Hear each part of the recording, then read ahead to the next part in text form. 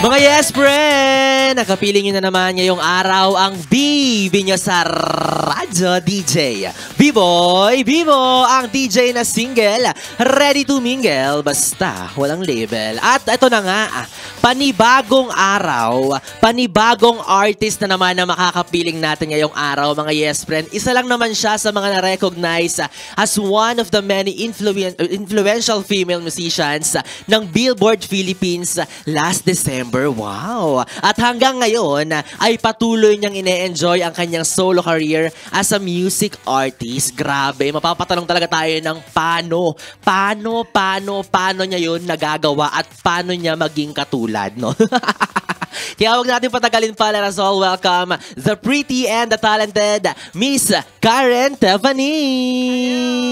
Hi everyone. Ayan, batiin natin yung mga yes friend nating nakatutok ngayon sa ating Facebook page sa Yes FM Manila at syempre sa ating website yesfm.com.ph. Ayan sila. Hello everyone and thanks for tuning in and thanks for having me here. Yon. At syempre, Miss Karen, dahil nandito ka ngayon, no, at kasama mo ang pinakamakulit at pinakamaharot sa team ng Yes FM. Dahil dyan, hahamunin kita sa isang laro.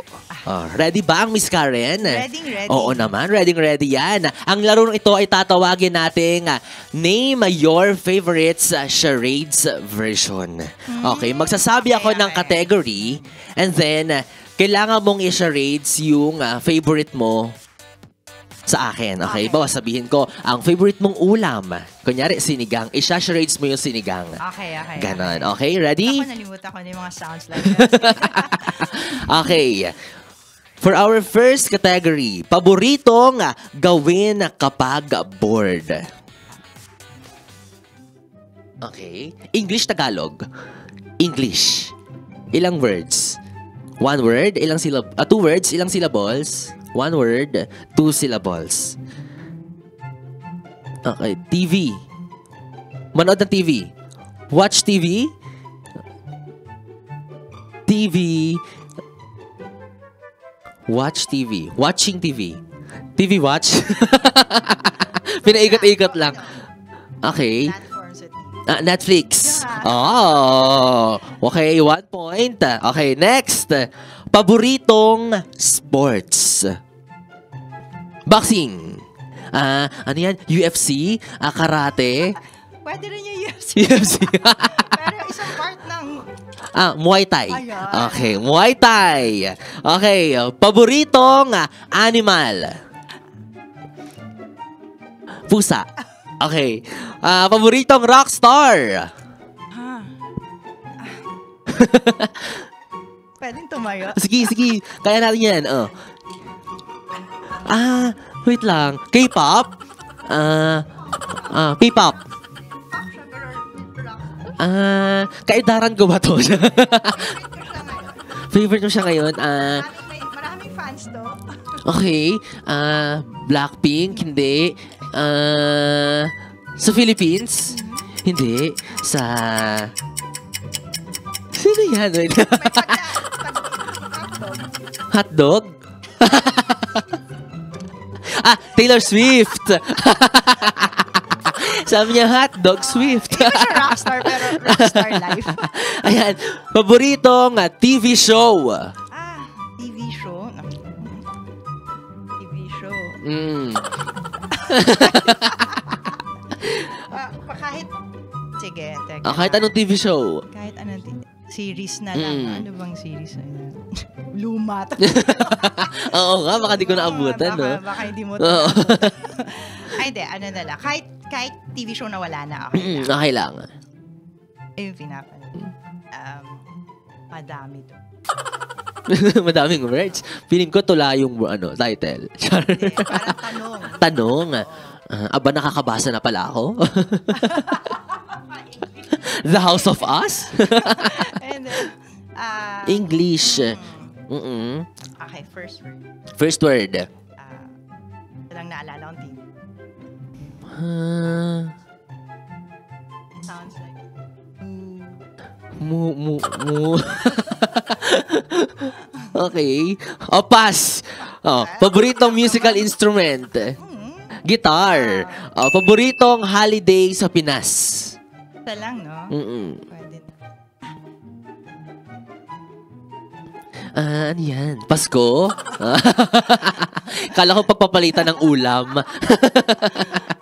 Dahil dyan, sinong nanalo? Tanungin natin ng ating judge. Sinong nanalo? Nanalo si Miss Karen. At alam niyo ba na ang consequence kapag natalo ay kakantahin ang ESFM ng pinaka-maximum highest to the lowest na kulot. So ako yon, di ba? Ako yung kakanta. Tama? Si Karen. Ikaw daw ang kakanta. Di ba yung natalo? Oo. Yung gagawa? Ikaw, sabay na lang tayo. Parehas na lang kami. Paano yun? Paano? Since parang tayo lang. Sige, ako muna. Magkasample ako kay Miss Karen. Ayoko siyang sundan kasi baka ma-pressure ako. Grabe. Kasi feeling ko ang galing-galing niya. Okay. Yan na. 1, 2, 3, go. Yes, FM. Daming nota nun, Daming pinagdaanan, no? Yan. Yes, FM. Naku. Okay. Na-pressure ako dun, Yes, FM. Hala, parang siya talaga yung kumanta nun. Parang siya talaga yung naririnig natin. Ayan, maraming salamat, Miss Karen, sa pakikipaglaro kay B-Boy Bibo. Ngayon naman, syempre, dako na tayo sa ating kwentuhan. Kumustahan? Ayan, kumusta ba? Kamusta ba yung mga recent mong ganaps, Masaya, gigs? sobrang saya. Saan yung mga, latest mong ganaps? Mga production gigs and then mostly guestings ngayon. Okay. Just promoting ng single, so writing songs for the next Saan kayo usually kumakanta, Miss Karen? kumakanta. Wala namang specific venues. More of shows, invites, events. Yun. Okay. So, meron bang iba pang hobby si Miss Karen aside from singing? Madami naman. Hobby, traveling. Wow. Basketball. Ayun. Oh, really? Oo. Pero hindi Oh my ako God. pro, Pero in the zone ako. Nagbabasketball? Oo, parang Ay, nasa very puso sporty. ko. Wala lang sa bola. Oo. Grabe, no? O ngayon naman that you are working solo, meron ka bang plans na bumuo ng sarili mong banda May in the banda future? naman. I just meron use, na. yeah, may band naman ako. I just use my name, Karen Tevany, para mas madali. Okay, para mas madaling may recall. Yes, may recall. And at the same time, mas madaling hatakin. Correct. Ilan kayo sa band? Apat kami. Okay. Oh, nice. Di ba? Akalain yun si Miss Karen, hindi siya nag-iisa. Meron siyang mga kasama. Hindi lang natin nakikita. Andito sila. Oo, feeling ko magpaparecruit na rin ako para 5 na yung kasama mo. Okay, Miss Karen, pag-usapan naman natin ang iyong latest single na Paano. Paano? Paano? Yeah, paano? Oo, paano ba? Ano ba ang hugot ng kantang to? Paano ba to nabuo? Well, syempre sinulat ko siya dahil syempre, mga girls, pag nagchichismisa, nagsasabihan ng mga hinaing sa buhay. Mga dramas in life. Mga drama. Syempre, maraming nakaka-experience ng relationship na one way lang. Ngayon, meron ng situationship. Oo nga. Diba? Depende sa sitwasyon. Minsan, unfair yung ganon. So, yun yung pinaka-tema ng paano. It's an unfair relationship kasi one way lang siya. So, either ikaw lang yung nagbibigay or tumatanggap. One-sided love. One-sided. Okay. Masasabi ba natin na nakaka-relate si Miss Karen sa kantang to? I think lahat naman tayo kasi may mga past experiences tayo lahat na hindi maganda. Correct. Yes. Sige, abangan natin yan mamaya. Ikaw, no? nakaka-relate ka. Baka maiyak po ako dito bigla. Bigla ako mag-open up. Okay diba? lang, sanay ako sa ganyan. Dahil dyan mamaya pag-usapan natin yan lalo at pakinggan natin yan, abangan natin yung kanta ni Miss Karen na Paano, no? Pero sa ngayon, bukod sa singing, balita namin that you also love to collect toys. Yes. Mga anime figures, ganyan, mga Bumblebee. Yan.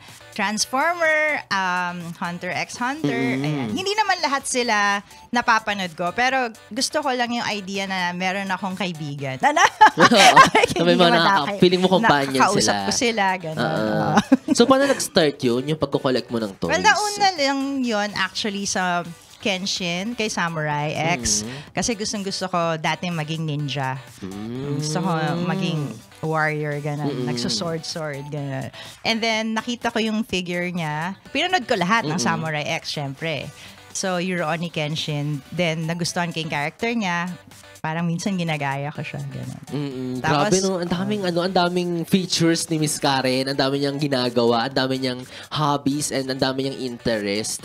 Nakakatawa. So, question lang, ano yung pinakamahal sa lahat ng collections mo ng toys? Dalawa. Yung Samurai X na anime version, tsaka yung Bumblebee. Oh, pwede ba naming malaman? Pwede mo bang ibulong sa akin kung magkano yung price? Ibubulong. Hala, kapresyo ng kondo? Grabe naman. Monthly ng kondo. Ang mahal. Monthly ng kondo.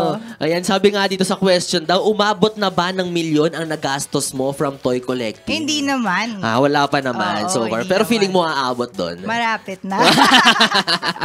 Mga onting bili pa. May magagalit.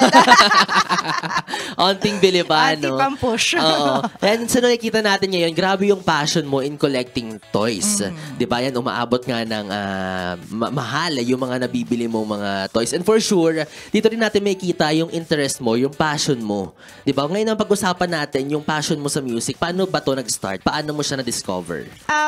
Well, na-discover, actually di siya na-discover. Na-challenge kasi ako nung bata ako na parang nung high school ako, may band competition. Wala akong alam na instruments. And then, may all-female band na binubuo. Tapos sabi sa akin, siya ka na sumali pag magaling ka na mag-gitara. Oy, may ganon. Sabi ko, ganun na. Teka ka. Asan ba yung gitara ko? Ganyan. Yeah. Pero after nun, nag-aral ako, tinawag ko yung mga tambay sa kanto na, yung mga nagigdiwad, gusto yung mga nagigitar-gitar sa kanto. Lika dito, turuan mo kahit ano. Yeah. Tapos nung medyo parang gusto ko na to Tapos nag-aral akong kumanta kasi parang, sarap pala, marunong ako kumanta, tapos nagigitar. Sing and instrument. Parang anywhere. Pwede kang mag-entertain ng tao, pwede kang gumawa ng kanta. So, doon, mula nun. Doon nag-start. Imagine, sa mga hindi naniniwala sa inyo na kaya nyo tumugtog ng gitara, pakitaan nyo sila, tumugtog kayo ng drums.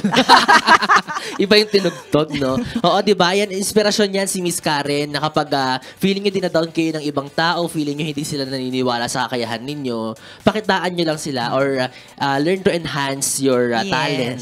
Diba? Kasi mali mo, meron palang natatago. Oo, diba? Tapos magugulat sila. Boosh! Kaya ko nang mag-plucking. Kaya ko nang mag-strumming. Isang string lang pala. Diba? Ikaw naman, Miss Karen, meron ka bang message para sa mga aspirants natin na mga music artists din? Yes, of course. Siyempre, ang message ko lang, focus lang kayo sa ginagawa niyo. Huwag niyong pansinin yung sinasabi ng iba. Kasi minsan, meron din naman kayong makukuhang maganda sa sinasabi nila. Correct. Diba? I mean, be open to criticism and improve yourself. Diba? Through that, mamotivate ka na gawin yung best mo. Yes, and be kind. Correct. Diba? At syempre, dapat humble ka pa rin. Hindi naman porket natutunan mo yung yung dinadoubt nila sa'yo before, talagang yayabangan mo na sila. Diba? Be humble pa rin. Parang si Miss Karen, ako. Ngayon naman, Miss Karen, I'm giving you the floor to promote your social media platforms kung saan namin pwedeng sundan, napakinggan si Miss Karen. Yes, if you wanna check out my gigs, gusto niyo malaman yung buhay ko, joke. Pwede niyo ako i-follow sa TikTok, Instagram, Facebook Threads, lahat ng social media, YouTube, Karen Tevany.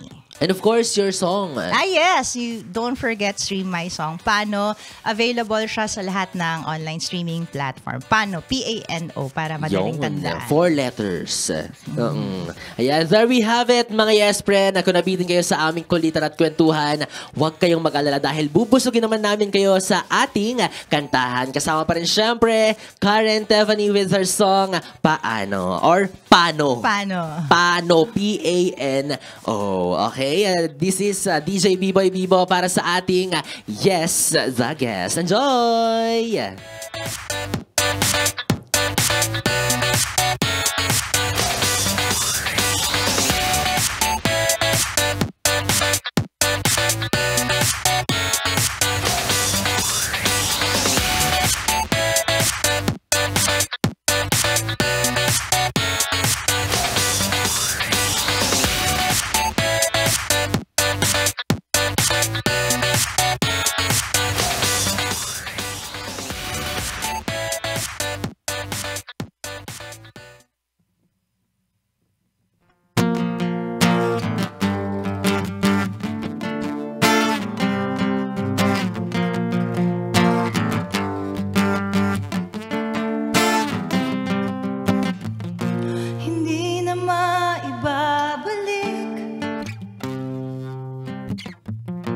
tamis ng bawat sandali, pikit matang inulit pa, umasa na mapupuna.